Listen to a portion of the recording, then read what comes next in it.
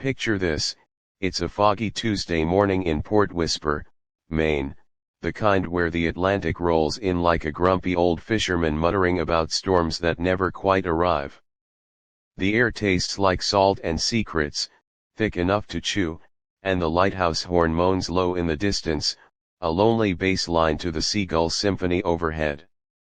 I'm behind the worn oak counter of Blackthorn Books, my family's creaky haven of ink and imagination since 1892, surrounded by the comforting chaos of towering shelves that lean like tipsy sailors after last call.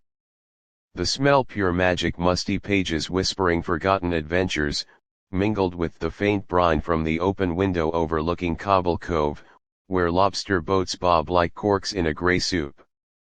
I'm sorting a fresh stack of dog-eared paperbacks donated by Widow Hargrove, her late husband's dog-eared mysteries, edges soft as sea glass when the bell above the door jangles like a warning shot. In struts Victoria Tory Langford, our self-appointed guardian of all things historically pure, her Lululemon yoga pants and oversized sunglasses screaming "I summer here, but Boston owns me." She's clutching a clipboard like it's the Holy Grail, her French manicured nails tapping an impatient rhythm. At 45, Tory looks like she stepped out of a J.Crew catalog for coastal elites, blonde bob sharper than a nor'easter wind, lips pursed in perpetual judgment. "Ms. Blackthorn," she drawls, voice all honeyed venom, "I've received 3 complaints about your gatherings. The Historical Integrity Committee demands you cease hosting these disruptive events immediately, or will be forced to levy a $500 fine and notify the zoning board." I blink, mid-sort, a battered copy of The Old Man and the Sea slipping from my fingers onto the Persian rug that my grandmother wove from salvaged fishing nets. Disruptive events, she means my weekly Storytide Sessions free evenings where locals swap tales over hot cider, kids scribble pirate maps on butcher paper, and old salts like Captain Ellis recount shipwrecks with voices gravelly as barnacles. Last week, we had 20 souls packed in, laughing till the rafters shook, the room aglow with lantern light flickering off brass whale oil lamps. "Tory," I say, keeping my tone light as the fog outside, "those events are what keeps this town from turning into a ghost story itself. And since when does your little committee have teeth to bite?" Her smile tightens, eyes narrowing behind those shades. "Since we incorporated last spring, darling. Port Whisper's heritage is fragile, your carnival atmosphere is eroding it like tide on the jetty. Comply, or face escalation." She slaps a laminated notice on the counter, some garish flyer with her face photoshopped next to a sepia-toned lighthouse, declaring violations of Ordinance 47B, preservation of aesthetic integrity. I scan it, chuckling despite the knot in my gut. Ordinance what now? This town's bylaws are etched in my blood. I've run Blackthorn Books for 12 years, ever since my husband, Theo, lost his battle with the sea. But as she pivots on her wedge espadrilles, the doorbell mocking her exit with a triumphant chime, I feel the chill seep in deeper than the damp. What would you do if some transplant stormed your life's work, waving fake rules like a red flag at a bull? If your sanctuary, the place where you bury grief in stories and stitch community from frayed threads, suddenly felt like target practice, drop a lighthouse emoji if you're tuning in from a coastal hideaway, or a book if you're landlocked but dreaming of waves. Where are you watching from tonight? Let me back up and spill how I landed in this salty saga. My name's Lila Blackthorn, 48, and 6 months ago, I thought I'd nailed the art of quiet survival. Theo and I poured our souls into this place after he washed ashore from the merchant marines, trading diesel fumes for the scent of aged vellum. Port Whisper, with its clapboard cottages huddled against granite cliffs like gossiping hens, was our reset button, a village of 1,200 where the fog bell tolls every 30 seconds and the harbor master's dog howls along like it's got the blues. I'd spent 15 years as a maritime archivist in Boston, cataloging ship logs that smelled of tar and tears, but the city's concrete pulse drowned out my heartbeat. When Theo proposed turning his grandfather's derelict bookshop into a living archive of sea tales, I jumped ship without a life vest. We sanded floors till our hands blistered, hung salvaged boys as pendant lights that cast rainbow prisms on rainy days, and carved nooks for readings where the ocean's roar filtered through salt-crusted panes. Blackthorn Books wasn't just shelves, it was therapy. Theo's voice deep as a foghorn reciting Moby Dick to wide-eyed kids, his call-used fingers tracing maps of lost wrecks. He passed 3 years back, a rogue wave claiming his fishing charter off Monhegan Island. Left me with a daughter, Eloan Ellie to the world now 16, all freckles and fire, sketching mermaids in the margins of her biology notes.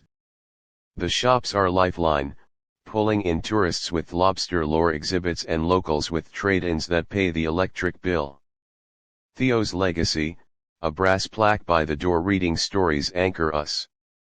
But Tory Langford she washed in last summer like an oil slick on a pristine beach. Divorced from some hedge fund hotshot, flush with alimony and attitude, she snapped up the old Whitaker Manor on the bluff prime views of the Cove, but structurally a headache of dry rot and drafts. At 42, she declared herself visionary curator of Port Whisper's soul, founding the Historical Integrity Committee with a website that screamed stock photos and a Facebook group boasting 47 members, mostly her yoga buddies from Bar Harbor retreats. Tory's the type who sips kale smoothies while lecturing on authenticity, but her authenticity, a Birkin bag stuffed with passive-aggressive notes and a grudge the size of the Gulf Stream. Her beef with me personal as a riptide. Blackthorn sits kitty-corner to her manor's shadow, and my Storytide Sessions draw crowds that spill onto the cobblestones, fishermen in oilskins belting sea shanties, artists hawking whale sketches, kids chasing fireflies on summer eves. To Tory, it's vulgar tourism clashing with her dream of turning the town into a hushed Hamptons annex, boutique inns, artisanal cheese shops, no riff-raff. But dig deeper, and it's greed.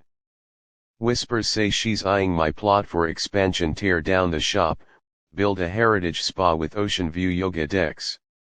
My property's deeded since 1892, grandfathered against zoning squeezes, but Tory's committee her hammer to nail me out. Stakes sky high.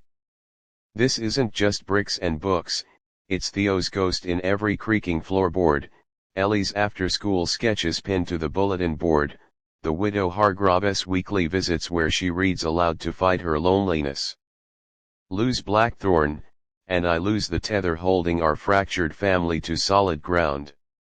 Tory's first notice was a love tap, what came next was a gale force vendetta. July hit like a heat dome over the usually brisk coast, the air sticky with humidity that turned the harbor into a stewpot of low-tide funk, rotting kelp and diesel exhaust from idling trawlers. I'd just wrapped a sold-out reading of The Perfect Storm, the room electric with survivors' tales, when Tory's first real salvo landed, a certified letter from Heek legal counsel, her paralegal niece from Kittery demanding I remediate aesthetic violations or face 200 daily fines. Violations: my hanging baskets of lobelia, bursting purple against white clapboard, obstructing historical sight lines. I laughed into my chamomile tea, the steam curling like ghosts, but paid the postage to mail back photos, the baskets, planted by Theo's own hands, matching the 1920s blueprints on file at Town Hall. She didn't quit. August brought the noise crusade.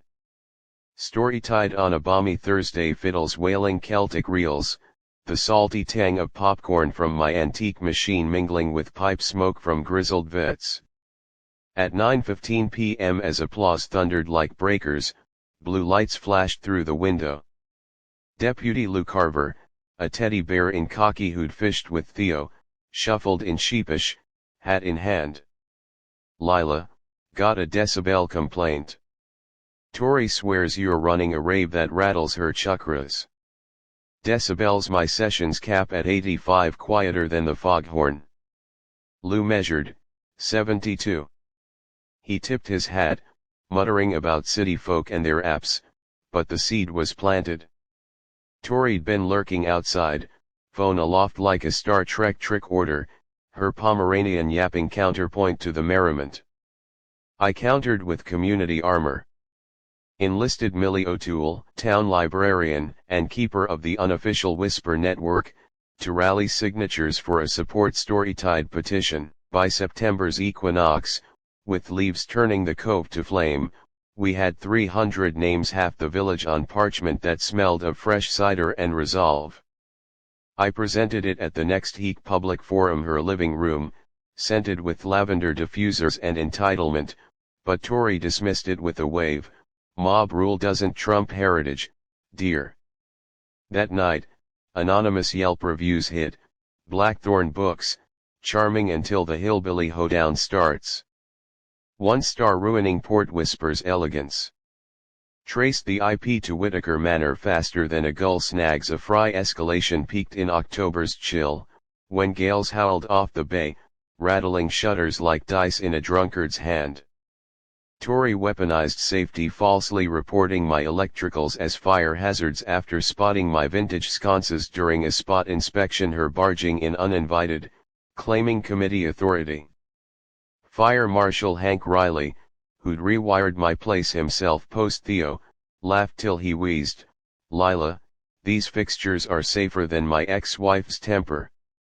But the inspection tied up my mornings, inspectors tromping boot prints of mud across Persian rugs.